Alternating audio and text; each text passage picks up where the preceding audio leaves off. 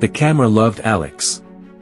Even at 4:57 a.m. when most of the city was still deep in dreams, Alex stood framed in the pale glow of a ring light, steam curling from a chipped ceramic mug of black coffee. On screen, they looked like the embodiment of discipline, crisp workout gear, jaw set with quiet determination. Day 1, they announced into the lens, voice steady. 30 days. No excuses. Mental toughness isn't a gift, it's built. The rules were simple: cold showers that made teeth chatter, workouts that left muscles trembling, and a wake-up time so early even the birds were still debating if the sun was worth greeting. Each day was broadcast to thousands on social media, the videos garnished with motivational captions and hashtags that made them easy to find, easy to admire. Comments poured in like applause: "You inspire me to push harder." "Unstoppable. This is elite discipline." And Alex believed it, or at least they wanted to. Off camera, the picture was less perfect. The cold showers numbed their skin, but not the restless churn in their chest. The morning runs cleared their head, but only for as long as the stopwatch ticked. At night, lying in the dark, they'd catch themselves staring at the ceiling, wondering why the victories felt more like temporary distractions than real change. Still, they pressed on, because that's what relentless people did. Day 2. Day 3. Day 4. The pattern became its own kind of armor. If you kept moving, you didn't have to sit still long enough to notice the cracks. But on the morning of day 14, the armor would shatter in a way no workout timer could predict. It was supposed to be just another morning. The alarm blared at 4:55 a.m. slicing through the dark. Alex rolled out of bed, every movement rehearsed: water bottle, towel, stopwatch, phone angled for the before shot. The bathroom mirror caught their reflection, damp hair from the pre-wash, a determined frown. They reached for the shower knob, but before the cold water could bite, the phone buzzed. One message. Then another. Then another. The name on the screen made their stomach lurch. Jenna. They hadn't spoken much in the past few days. Alex had told themselves it was just the schedule, the training, the early nights.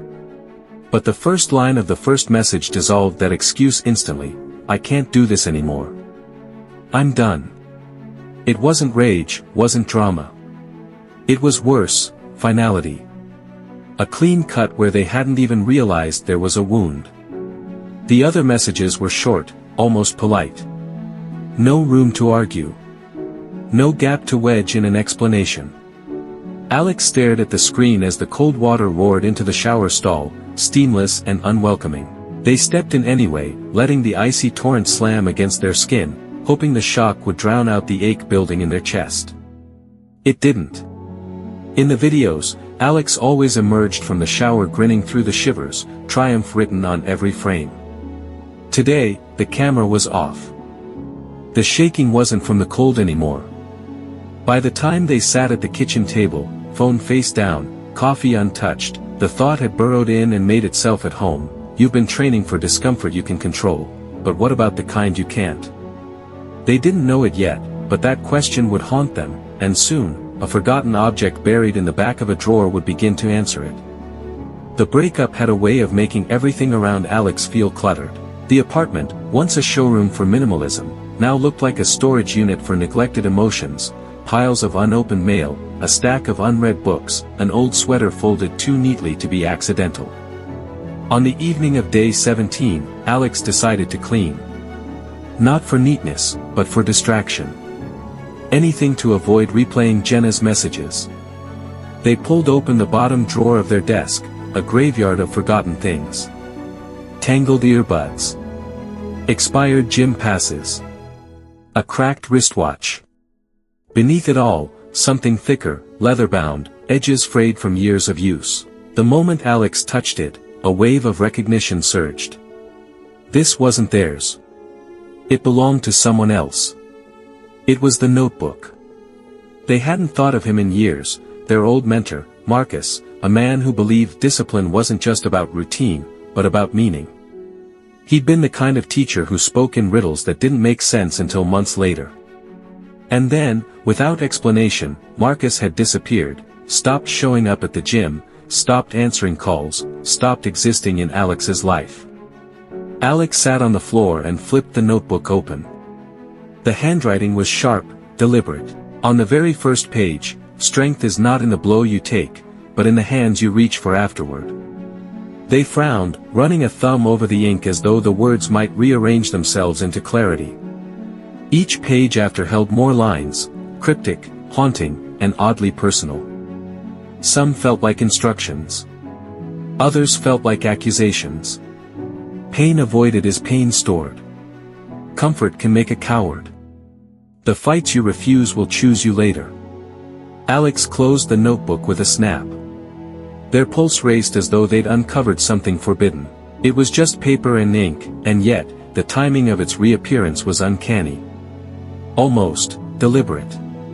They sat in silence, notebook heavy in their hands, when a thought whispered in the back of their mind, was Marcus leaving me a challenge? And if so, why now? Sleep became impossible after the notebook appeared. Alex would lie in bed, staring at the ceiling, the mentor's words circling like vultures. The fights you refuse will choose you later. At first, they tried to ignore it. Another morning run. Another ice bath. Another forced smile into the camera. But behind the lens, the phrases from the notebook pressed against the walls of their mind until the past began leaking through the cracks. It started with a memory of their brother, Daniel. The last time they'd spoken, voices had been raised. Accusations thrown like knives. Alex had walked out, slamming the door on family ties that once seemed unbreakable. They had told themselves it didn't matter, they didn't need Daniel. But Marcus's words whispered otherwise, pain avoided is pain stored. And this one still throbbed. Then came the failure they never admitted, the job they had been fired from 3 years ago. They told friends it was a strategic exit, a choice to pursue independence. But the truth was uglier, they had crumbled under pressure and quit before being exposed. The lie had grown roots in their life, masquerading as resilience. And deeper still, there was the grief. A name they rarely spoke aloud, Aaron. A childhood friend gone far too soon, buried in a silence Alex had never dared to break. They remembered standing at the funeral, dry-eyed, locking their feelings in a vault and swallowing the key. That vault rattled now with Marcus's voice echoing in the dark. Every page of the notebook seemed to demand the same thing, confrontation. Not with ice water, not with early alarms, but with wounds Alex had spent years avoiding. The realization made them restless. One night, they sat at the kitchen table, notebook open, staring at a single line scrawled in the corner of a page as though Marcus had written it directly to them. If you want strength, start with what you've been running from. The words felt like a dare. A threat. Maybe both. Alex closed the book and picked up their phone, thumb hovering over Daniel's number. Their chest tightened. It was time to test a different kind of toughness, one they weren't sure they had. The phone felt heavier than a barbell. Alex had lifted weights until their arms burned, plunged into ice until their bodies screamed, but pressing call on Daniel's number took more strength than anything they had done in 30 days. The line rang once. Twice. Then a groggy voice answered. Hello. Alex froze, their throat tightening. It's me, they managed. A pause. Too long. Well, this is unexpected. Daniel's tone was sharp, the way someone sounds when they've rehearsed bitterness for years. I wanted to talk, Alex said. You mean after 3 years of silence? After storming out and acting like I didn't exist? Each word landed like a body blow. Alex's instinct was to retreat, to hang up, to run, but the notebook's words hissed in their head, the fights you refuse will choose you later. I was wrong, Alex blurted. I thought walking away made me stronger. But it didn't. It just made me a coward. For a moment, silence. Then Daniel laughed, but it wasn't kind. Now you want to play honest? Where was this when Mom needed us both and you just vanished? The guilt hit harder than the ice baths ever had. Alex tried to steady their voice. "I can't change what I did, but I don't want to keep running from it." The conversation spiraled. Old wounds tore open. Accusations resurfaced: selfishness, betrayal, abandonment. Alex listened, absorbing the blows. No quick motivational slogan could protect them here. By the end, both were drained, voices hoarse, tempers raw. And yet, when Daniel finally muttered, maybe we'll figure this out," Alex felt something shift. It wasn't forgiveness. Not yet. But it was survival. As they hung up, Alex sat in the silence, trembling. The pain had been unbearable, but strangely, it felt like the first real rep of training resilience. When they glanced at the notebook again, another phrase caught their eye, circled in bold strokes: "This is only the beginning." A chill ran through them. What else had Marcus left waiting? The call with Daniel left Alex shaken but strangely lighter, as if releasing years of silence had carved out space for something new. Still, the notebook remained, patient, heavy, demanding. One late night, unable to sleep, Alex flipped to the back. Tucked between two worn pages was something they hadn't noticed before: an address, scrawled hastily in Marcus's familiar, sharp handwriting. No explanation. Just numbers, a street name, and beneath it, "If you've come this far, keep going." The address gnawed at them for days. Should they ignore it? Was it just an old note from Marcus's past? Or was it meant for Alex, a breadcrumb in a trail that Marcus had intentionally left behind? On a restless Saturday morning, Alex drove across town. The streets grew narrower, quieter, until the city gave way to an aging industrial block, half forgotten by time. The address matched a small, weathered building with boarded-up windows and a rusted door. Alex's heart thudded. For a moment, they wondered if this was ridiculous, chasing after ghosts, looking for answers from a man who had vanished years ago, but something deeper pulled them forward. Inside, dust hung thick in the air. The place smelled of paper, wood, and neglect. The floor creaked under every step. Old training equipment leaned against the walls, a broken punching bag, a cracked mirror, stacks of faded notebooks just like the one Alex had found. And on a rickety table in the center of the room lay a single object, a sealed envelope with Alex's name written across the front. Their fingers trembled as they picked it up. Beneath the envelope, a single line was etched into the table, carved deep as if Marcus wanted it to last forever: "The fight you avoid is the one that shapes you." The words felt alive, dangerous. Alex turned the envelope over in their hands. Inside could be answers. Or more riddles. Or nothing at all. But one thing was certain: Marcus hadn't vanished without reason. He'd left a trail, and Alex had just stepped into it. The envelope sat unopened on Alex's desk, its presence heavy enough to bend the air around it. They weren't ready, not yet. Marcus's carved message echoed in their mind: "The fight you avoid is the one that shapes you." And so, Alex began a different kind of training. Not the kind you could live stream or hashtag. Not the kind that earned applause. The first exercise was silence. One evening, instead of drowning discomfort in music or scrolling through comments, Alex sat in the quiet of their apartment. The stillness was unbearable at first. Their thoughts screamed, their body twitched, their chest tightened. But slowly, they learned to sit through it. To let the storm inside run its course without fleeing. The second exercise was honesty. When a colleague asked how they were holding up, Alex resisted the old reflex to paste on a grin. Instead, they said the truth: "It's been rough." The colleague blinked, surprised, then admitted they'd been struggling too. The conversation stretched into something real, messy, human. It left Alex more exhausted than a marathon, but strangely stronger. The third exercise was refusal. When offered a golden opportunity that reeked of exploitation, Alex said no. Their voice shook, but they didn't backtrack. For once, strength wasn't about pushing through, it was about walking away. Meanwhile, their social media audience grew restless. Where are the cold shower vids? Why no more 5 a.m. updates? Are you quitting the challenge? Alex filmed a short response, but not the kind they used to. No ice bath. No stopwatch. Just them at their desk, eyes raw, voice unsteady. I thought toughness was about proving I could suffer on command. But I'm realizing it might mean something else entirely. The comments were divided, some disappointed, some angry, others deeply curious. The views dropped, then spiked. People weren't sure if Alex had lost it, or found something greater.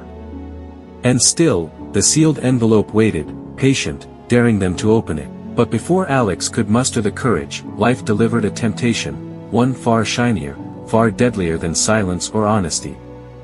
It came in the form of an email. Subject line, a life-changing offer. At first, Alex almost deleted it, assuming it was spam. But as they scrolled, their pulse quickened.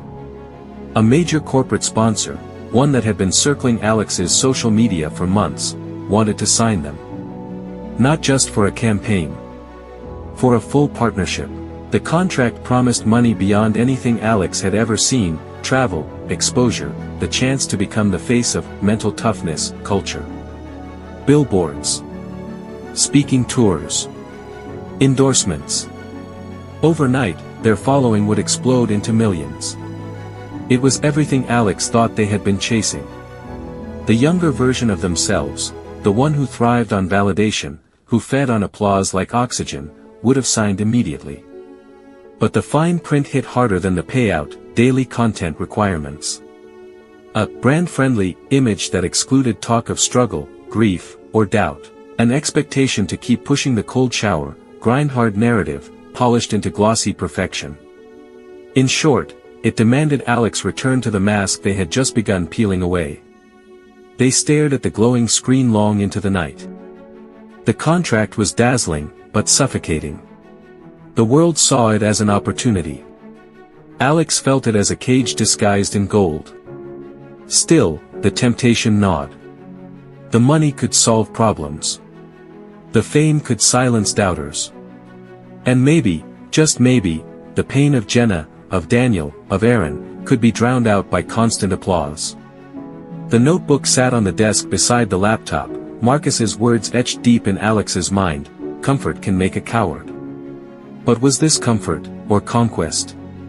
Was turning it down strength, or weakness? Alex closed the laptop without deciding. Their chest pounded with a mix of desire and dread. And then their eyes landed on the sealed envelope. Unopened. Waiting. If there was ever a time to break the seal, it was now. The envelope had sat untouched for weeks. Now, with the contract heavy in Alex's mind, it felt almost alive. Their hands trembled as they slid a finger beneath the seal. The paper tore with a sound that cut through the silence of the apartment like a blade. Inside was a single sheet. Marcus's handwriting, bold, unhurried, sprawled across it. If you're reading this, it means you've reached the fork in the road I always knew was coming. One path will make you admired. The other will make you free. Only you can choose which matters more. Alex froze, the words burning hotter than the desk lamp. Admired, or free. The letter went on, the world will offer you cages dressed as palaces. They will hand you crowns forged from your own chains. But ask yourself, do you want to live as their polished statue, or as a flawed, breathing human being? One you can actually recognize in the mirror. Their throat tightened. Marcus's voice filled the room, echoing through the lines of ink. You think the struggle is about cold showers, perfect habits, or proving strength. It isn't. The real fight is against the lie that you aren't enough unless the crowd applauds. If you forget that, they'll own you. And I didn't spend my last years fighting for you to hand your soul away for likes and contracts. The page blurred as Alex's eyes watered. At the bottom, one last sentence waited, simple, devastating, I'm gone, but my silence is not. Listen, and you'll hear me every time you're tempted to betray yourself. Alex dropped the letter onto the desk, their chest heaving. The contract still sat open on the laptop, glowing like a siren call. The words of Marcus, raw and undeniable, echoed louder. Admired, or free? The choice was no longer distant. It was here. Now. The glow of the laptop screen cut through the darkness. The contract waited, polished, lucrative, promising the very life Alex once thought they wanted. Their finger hovered above the trackpad. Just one click, and the deal would be sealed.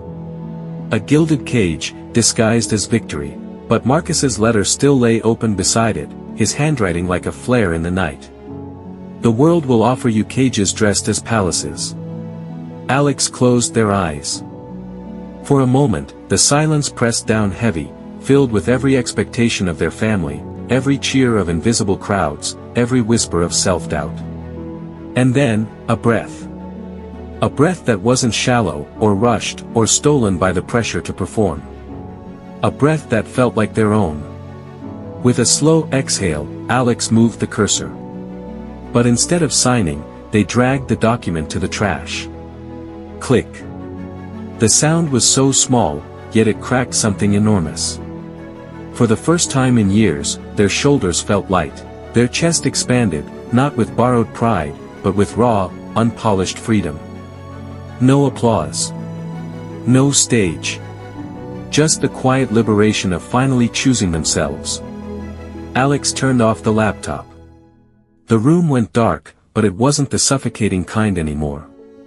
It was the kind of darkness before dawn.